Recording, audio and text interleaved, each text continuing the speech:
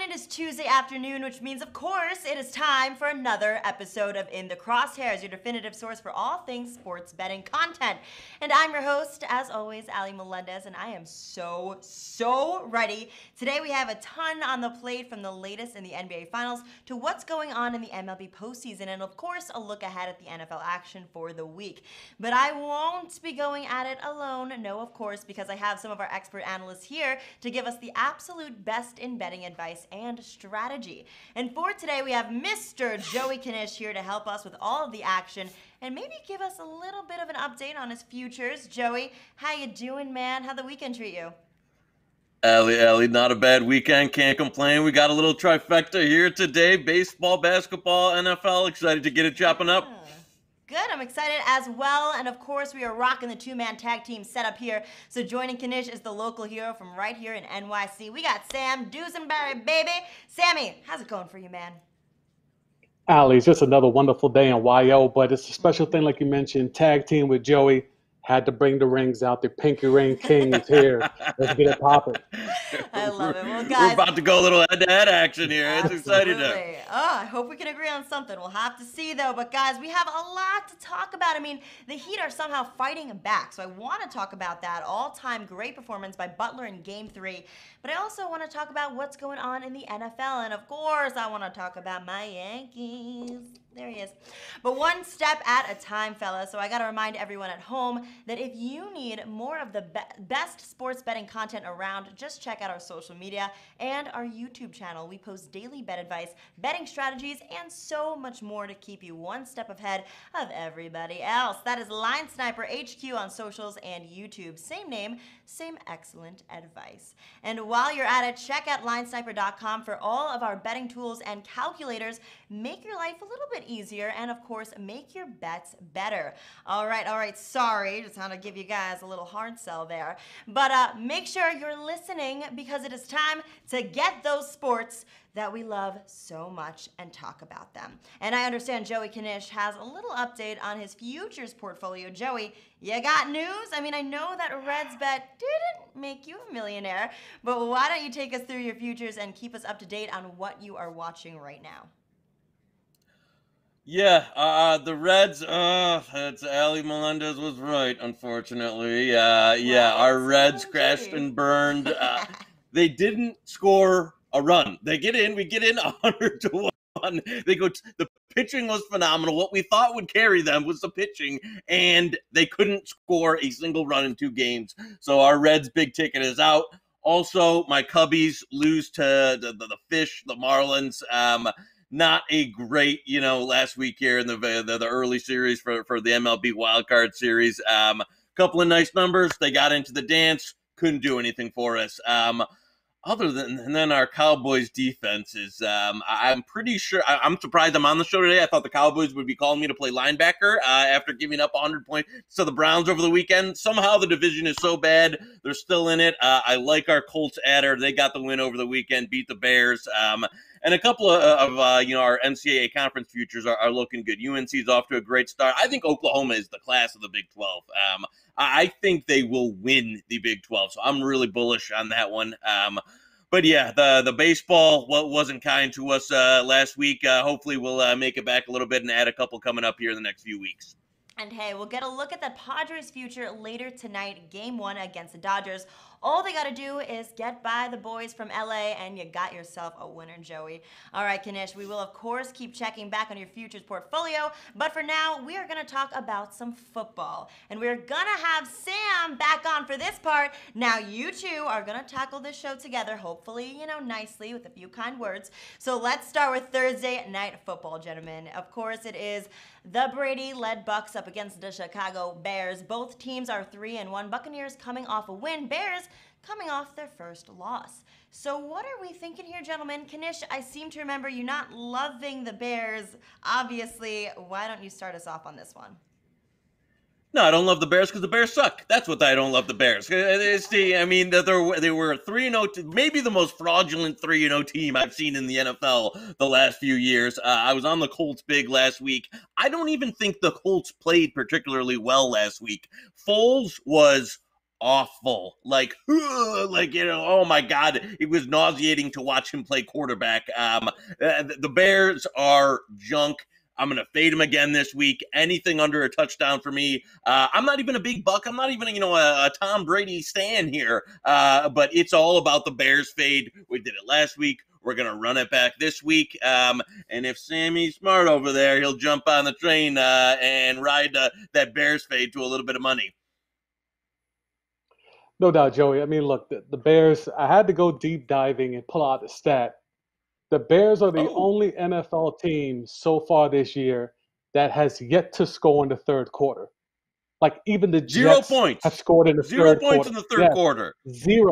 Zero.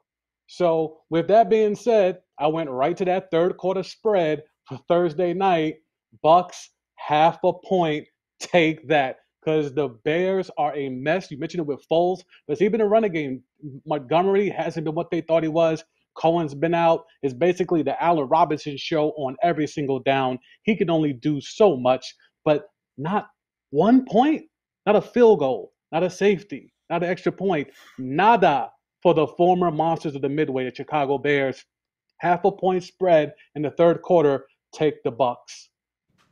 Wow, so see, Sam has had faith in Brady even before this season with the Bucks. Now, Knish is on the bandwagon, and we got ourselves a nice little agreement here. I'm liking that. Now, Bucks to take on the win Thursday. All right, let's switch from Brady's team to Brady's old team, the Patriots. And hey, guys, Cam Newton, he's got the COVIDs. Now, we saw the Patriots play last night without Cam, and it went less than ideal, obviously, if you're watching that, eating a pretty heavy loss to the Chiefs. But until we get a solid timeline on whether or not Cam is in good playing conditions soon, obviously, what can we do with the Patriots? We don't know. Do we fade them? Do we ignore them? Do we take every under that you can find? I mean, literally, what's the play here? Sam, start us off with this one.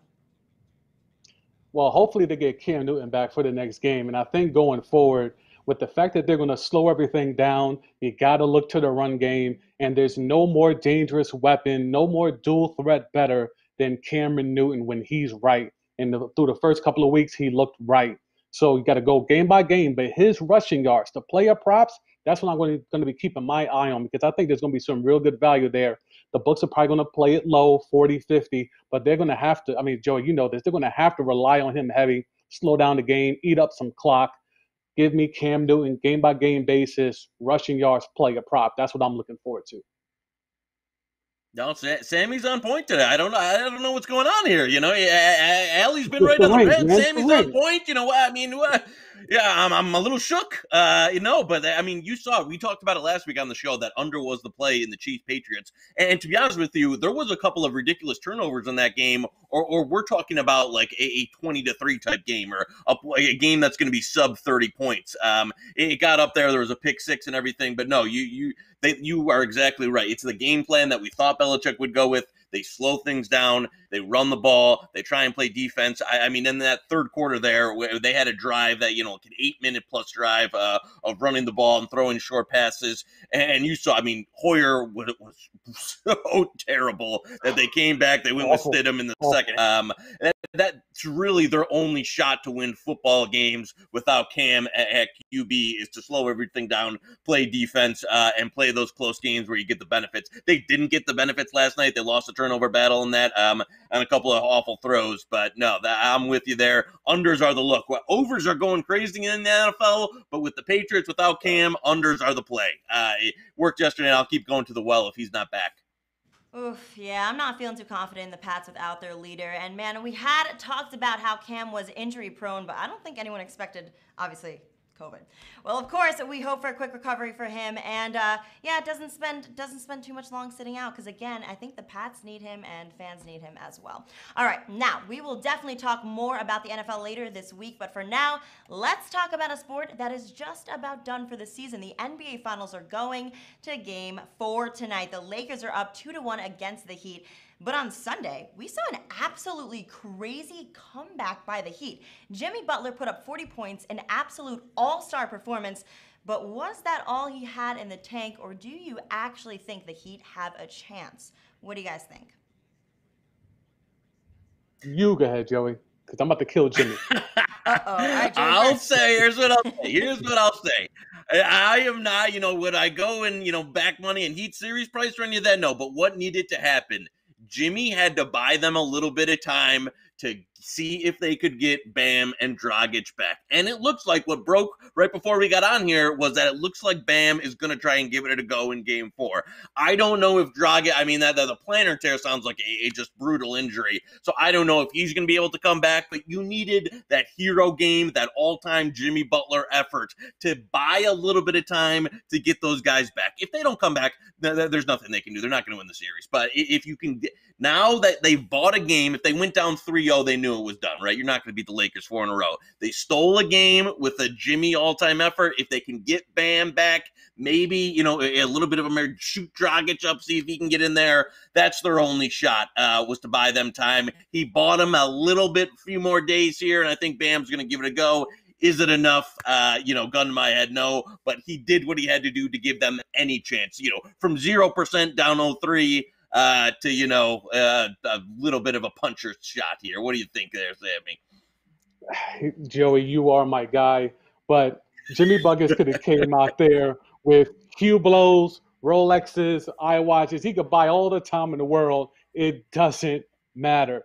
This series is over. For those of us who were smart enough before the series to hop on that Laker 4-1 train, you're looking to be in the driver's seat pending the result tonight. But Jimmy did all he could because that's literally all he could do. And Bam coming back tonight, I don't know if that's a good thing. Offensively, they look better in games 2 and 3 without Bam than they did in game 1 when they were getting smoked by 30. So having Bam tonight, what's he going to look like? Is he going to start? Is he going to come off the bench? Does he slow up the offense? Who doesn't play? Olenek gave you 19. Does he not play that much? This is going to be very, very temperamental what Bam could give them, but it really doesn't matter. And again, there's Anthony Davis, there's LeBron, Ramon James Sr. We know it's a wrap. The books know it's a wrap. Let's just get on with this Laker in 5 thing. Let's keep it pushing. If Jimmy Butler can play like that, I don't really see any way that he can be stopped. But honestly, yeah, I just don't see him able to pull off a performance like that again. And definitely not 3 more performances. So for that, I have to say, maybe I'm with Sam on this one. But we do have game 4 tomorrow, so let's just get right down to it. Who wins tomorrow, guys? Can the Heat keep the momentum, or is it just time for the Lakers to get mad and put Miami back down? Sam, go ahead and start us off with this one. Oh, well, this is easy. So, Anthony Davis had one of the worst games he's ever had in the playoffs. He is going to be a man on a mission tonight. He will not have 4 fouls by the early part of the third quarter. He's going to go out here, Bam or no Bam, Jay Crowder or no Jay Crowder. He's going to put a whooping, a game 1 type whooping on the board for the Lake Show tonight. So if you're looking at it from a betting perspective, Anthony Davis, points, rebounds, 33 and a half, take that. Because he's going to give you at least 30 plus, and he gave you 5 assists in game 1, but he was really facilitating. Come on, Joey. You're not going to come on that purple and gold. Come on, bro. What's up? Now listen, Sam gave you the right take on the first part of it. Lakers are going to take it to the house. I can't make a great case for the Heat there. He got that right.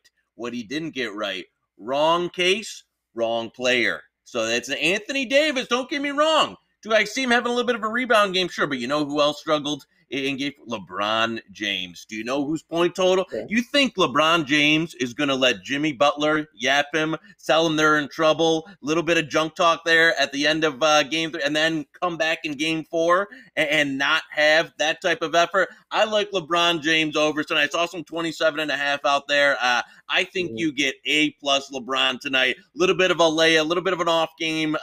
Let Jimmy talk their junk there. And usually whenever he's put into that scenario, I think you see LeBron respond. Wouldn't surprise me if he went for 30 tonight in a triple-double. So I like the Lakers, but I'm going with the LeBron props as opposed to the Davis. All right, so both Knish and Sam still favoring the other side, the overside for the Lakers against the Heat tonight. And I think I mentioned it was tomorrow earlier. I meant tonight. You know what I meant. You guys got me. So look for LeBron and AD to come back swinging tonight and, of course, put up those big numbers. So there's your NBA update, but we still have another sport to talk about. Man, there's a lot going on this week. Of course, weird to have an NFL, NBA playoffs, and an MLB postseason all at the same time, but I guess that's 2020 in a nutshell. And in that MLB postseason, we have a lot going down. AL Divisional Series started off last night, Houston grabbing a win over the Astros, and my Yankees with a big win over the Rays, of course. So, of course, both of those games pretty one-sided, guys. Looking across this bracket, what do you like? Who do you see advancing to the league championship rounds? And you can start us off, Sam. Well, I mean, I live in Yonkers, so we're right close to the BX. Let's go ahead, Ali, throw up the BX one time. We got to go with the pinstripes. The offense is back. Stanton and Judge are back. Torres is clobbering the ball. Frazier is doing what he does. This is the team that we thought they were. They had injuries. They had slumps during the middle of this 60-game abbreviated season. Now everything is rolling in the Bronx. The bats are swinging, Joey. Come on, bro. Pinstripes. I'm not a Yankee fan, but even I know if I'm trying to make some bread with Stanton and now with Judge rolling like they are, it's kind of hard to look past the Yanks. Let me paint the picture here. Just say, you know what? I was gonna make a case for the Padres. Everybody knows I love the Padres. Let me clarify and just what everybody needs to know. I don't even know if I can say this on the show. Fuck the Yankees. I don't want to hear the Yankees on there. Screw the Yankees fan, like the Bronx Bombers and their fan. Give me the Rays, baby. Glasnow's going to come in after one game. You got all the Yankees fans. They just love talking the junk. They win one game. They hit a few home runs, and you get all the freaking Yankees. Oh, the Bronx Bombers, we're back. Look at all the pennants. We had Babe Ruth, all that. Get out of here. Give me the Rays to not only win tonight, they're going to take the series. One game, I got all the Yankees fans getting their head in the clouds thinking it's screw the Yankees. They got the Rays are the better team. The Yankees had losing record versus one team in the regular season. Who was it? The Rays. And you know what? They had their one game, Allie and all the Yankees, slaps can say, oh, we hit a bunch of home runs. Won't happen tonight. Won't happen against Glasnow. Rays all the way back, and also add on the Padres there too. So I don't even want to talk about the Padres. Of course, I bet the Padres. Everybody knows I bet the Padres. Things are heating up in the AL. So get now, the Yankees honestly, out of I here. don't want to talk about it anymore. We got to talk about that a little bobblehead, get it off the desk. I don't want to look at it. There you go. Let's talk about that. But gentlemen, let's keep it together. We got a show. We're going live here. We talked about how the AL is going, but tonight we have even more baseball, as you know, including the divisionals for the National League starting off. Marlins versus Braves already ongoing, and Astros Athletics starting any minute now, I think. Yeah, so there we have it. Now we have the Yankees, Rays, Dodgers, and Padres all in action later tonight. So guys, who wins tonight? It's up for you to grab the discussion. Go for it. I'll tell you. Listen, I made a great case there for fading the Yankees, where it's because screw the Yankees. That's why I'm not going to give you no technical analysis there. But now to a team that really has a chance to win the World Series, that has talent, that has a legitimate fan base with class, the San Diego Padres, Orange County's finest. I don't know if it's in Orange County or not. I'm not in California. But bottom line is they've got the pitching. I like the matchup tonight. They've got the lineup that's rolling. I think, everybody, the Dodgers, I love the Padres getting, around plus 145 at the market. I think they've got for me, trading a little bit high there. I think they've got all the pieces. They came back at the original series. They've got the lineup rolling, got the starting pitching. I think they give the Dodgers all they can handle in this series. Give me the Pods tonight. And you know what? I might even parlay some with the Rays because I know the Yankees are going down. I know that's an L. So I'll throw on some Padres on there. Like it tonight. Padres, Rays, take it to the bank. Wow, that's a lot to take in. So let's try to dissect this. So the Dodgers have the best team in all of baseball. The La Jolla fathers are a Johnny-come-lately. I love Fernando Tatis, love Machado, but it's not that much after that. You got to go with the Dodgers there. Go chalk on this one. And since we're speaking of chalk, in the AL, we're going to go chalk with the New York Bronx Bombers. Now, Joey may not be a believer, but I don't see too many pitchers wanting to face that lineup. Glasnow is okay, But when it comes down to Stanton, Judge, Torres, I mean, it ain't murderer's row. It ain't 1927, but it's damn near. It's almost 100 years later, and the Yankees are rolling out another murderous lineup. So as much as Joey wants to throw shade and get the FCC involved with maybe knocking this off the stream, it comes right down to the New York Yankees are in the mix, and the offense that we were afraid of coming into this season is finally Who's coming afraid? to fruition. Nobody's afraid. I'll tell you who's not afraid. No The one's people afraid? in Tampa, Sam. The pitching staff at People in Tampa. Tampa? They gave up a few home runs, and now, People we're in afraid. Tampa know the Rays are in the playoffs?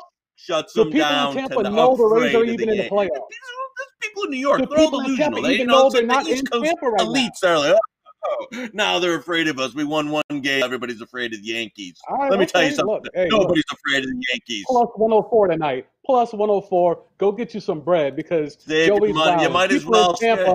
People in Tampa don't even know the Rays are in the playoffs right now. So let's come on.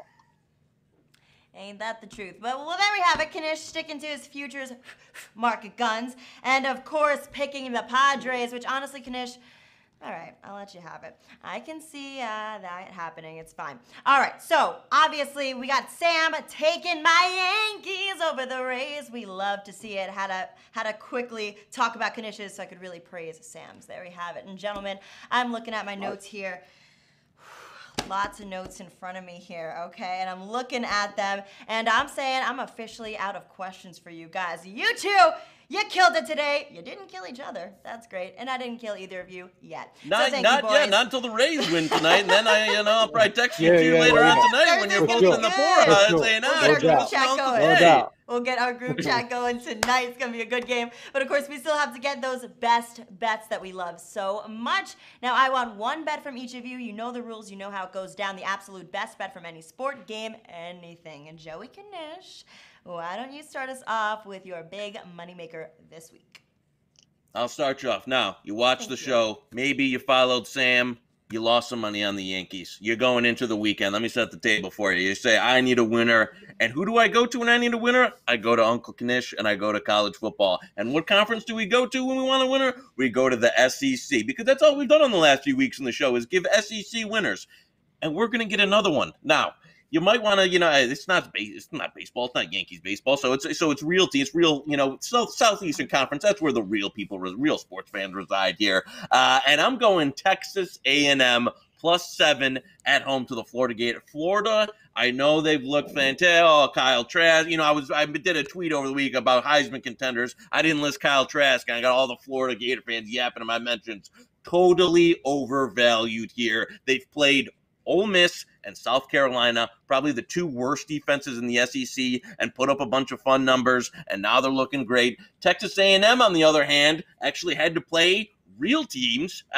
Played Alabama last week, struggled, obviously lost against Alabama, best team in the country. Now you're giving me a touchdown at home against the Florida Gators team that the defense hasn't been impressive to me, and I think you'll get this is talking about a talented team in Texas A&M, unlike the two defenses that they played in the week 1 and 2. Give me Texas A&M +7 and sprinkle that money line a little bit because I think Texas A&M's a winner.